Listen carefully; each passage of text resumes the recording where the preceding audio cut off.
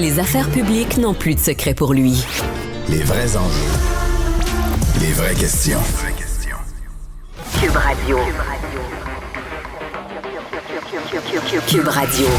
En direct à LCN. À LCN. Dernière heure, maintenant, revenons sur Josiane Fauché, cette jeune femme de 27 ans retrouvée dans son appartement, morte à Candiac. Kevin, un homme a été arrêté.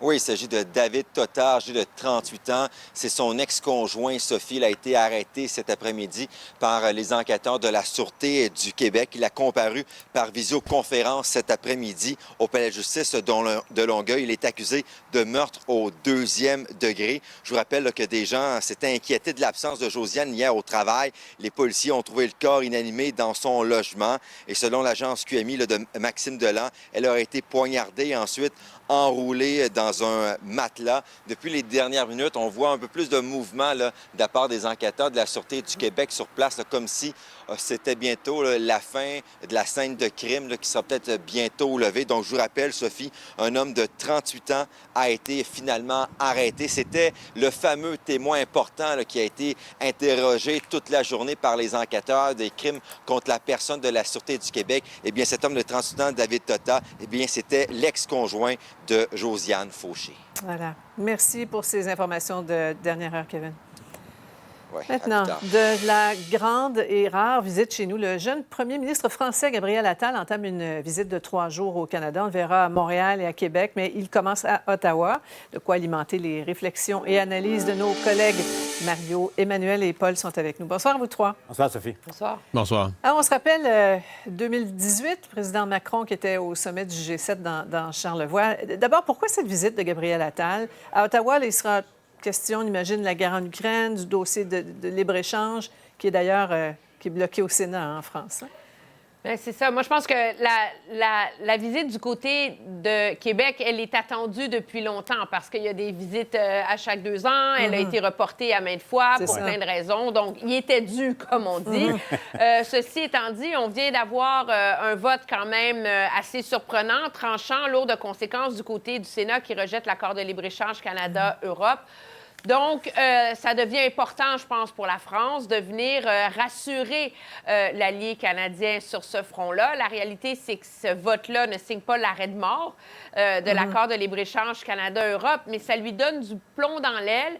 Et ce serait très lourd comme symbolique si jamais le gouvernement Macron-Attal ne réussissait pas à sauver les meubles. Donc, je pense que M. Attal vient au Québec. Ça serait un peu malvenu de venir au Québec sans passer par Ottawa. Donc, les deux sont comme liés. Là. Il n'y a comme pas le choix de passer par Ottawa, d'ailleurs, avant Québec. C'est le protocole. Mais en même temps, l'autre élément, pour ajouter à ce qu'Emmanuel vient d'énumérer, il ne faut pas perdre de vue que Gabriel Attal vient d'être nommé. Évidemment, c'est un jeune politicien fougueux, mais qui est déjà en campagne électorale pour la présidentielle, la prochaine en France. Mais aussi, il y a des élections européennes qui s'en viennent. Là-bas, son parti est mal en point. Donc, il ne faut pas mésestimer le vote de la diaspora française présente essentiellement à Montréal, mais un peu partout au Québec. Ce qui ajoute à l'intérêt de cette visite, évidemment, la resurgence. On reparle encore de souveraineté au Québec après une longue accalmie. Donc, ça nous ramène dans la bonne vieille époque des relations Paris-Québec.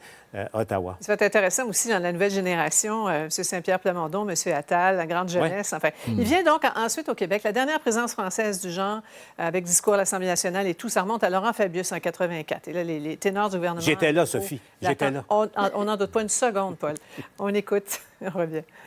C'est un peu paradoxal que la France soit le 2e partenaire du Québec après l'Allemagne. Et on est culturellement alignés, on a beaucoup d'affinités, il faut changer ça. Le Québec a une relation directe et privilégiée avec la France, puis ça, je pense que ça va se poursuivre. Bon, Mario, chaque mot, cousin, frère, ami, chaque geste sont pesés, sous-pesés. Quels sont ces défis là, au Québec? Comment il va marquer des points? Bien, tu sais, la relation entre le Québec et la France, ça remonte à la Révolution tranquille. C'était vraiment le début du Québec qui se donnait une politique internationale, la doctrine Gérin-Lajoie, que même si on n'est pas un pays souverain, dans nos juridictions, le Québec, on allait partager avec d'autres pays nos intérêts, défendre nos intérêts. Mais tu sais, c'est avec la France qu'on l'a fait en premier. Puis après ça, il y a eu la visite du général de Gaulle. Il y a toute une histoire. Et tu sais, même le fait qu'il passe en premier à Ottawa, tu sais, tout est scruté, là. Parce que, bon, la France veut pas insulter le Canada, un partenaire du G7. Mais il reste que, tu sais, le Québec, là, on est cette nation francophone, seule en Amérique du Nord. Tu sais, à un moment donné, on dit on veut défendre notre langue, mais dans la vie, ça te prend des alliés.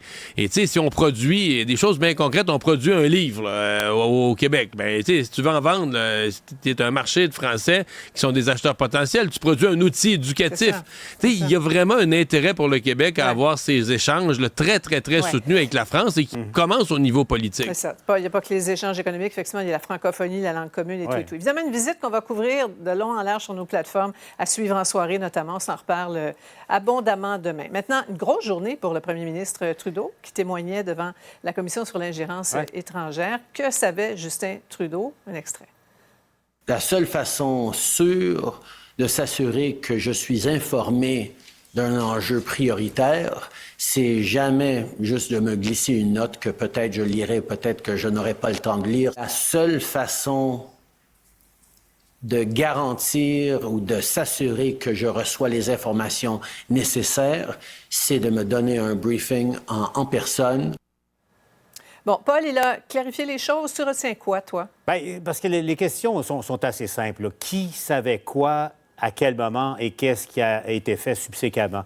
Et puis, bon, M. Trudeau, Emmanuel a suivi de long et en large son témoignage, mais M. Trudeau, ce qu'il a laissé entendre, corrige-moi Emmanuel, mais c'est qu'au fond, il n'a jamais été sensibilisé au caractère aigu de l'ingérence de la Chine. Ce n'est pas parvenu jusqu'à lui. Oui, il a été mis au courant, mais ça n'a pas été corroboré comme tel, donc un peu minimisant, si on veut, la portée des rapports du SCRS. Oui, ça repose beaucoup sur l'espèce de doute là, par rapport à ce qui était rapporté par le SCRS. Emmanuel, est-ce qu'il y a un risque, un coup politique là, qui pourrait suivre pour M. Trudeau? C'est difficile à dire, parce qu'il faut comprendre que ce qu'on voit aujourd'hui, c'est 1/1000 du travail de la commission. Et M. Trudeau, il a témoigné 1h30 aujourd'hui, mais il a rencontré la commission à 3 autres reprises, là, dont 2 à huis clos. Alors, tout le crunch, si vous me passez l'expression, là, ben, ça s'est tout passé à huis clos. Moi, je pense qu'objectivement, à première vue, le coût politique de ce scandale-là sur l'ingérence étrangère, le gouvernement Trudeau l'a déjà encaissé et c'est son calcul en ce moment, d'où le fait qu'on fait un peu une campagne de charme devant la commission pour avoir l'air ouvert, oui, il faut faire mieux, nanana. Qu'est-ce que la commissaire a entendu à huis clos? Que nous, on n'a pas entendu. Il est là, le risque. Puis ça, ben, il va falloir voir jusqu'où est-ce que celle-ci est sceptique. Quand on la compare aux autres, là, on se compare avec la commission Rouleau, où on a un peu l'impression que le juge s'est fait un peu rouler dans la farine par les discours de charme des politiciens. Est-ce que Mme Hogg est plus sceptique? Est-ce qu'elle a entendu des choses à huis clos? On va le savoir le 3 mai avec son rapport intérimaire. Un dernier 15 secondes, Mario. Ouais, bien, tu sais, je répéterai pas ce qui a été dit, mais je regardais tout ça aujourd'hui, puis je me disais, tu sais, les services de renseignement américains ou britanniques, nos alliés, là, qui regardent ça, tu dis, le premier ministre, au courant, pas au courant, blâme ses propres services de renseignement. On va dire, l'ensemble de l'œuvre, là, on a l'air en culotte courte, pas à peu près. Encore beaucoup de réactions aujourd'hui à cette menace de référendum sur l'immigration brandie par François Legault. On va en parler ensemble au retour.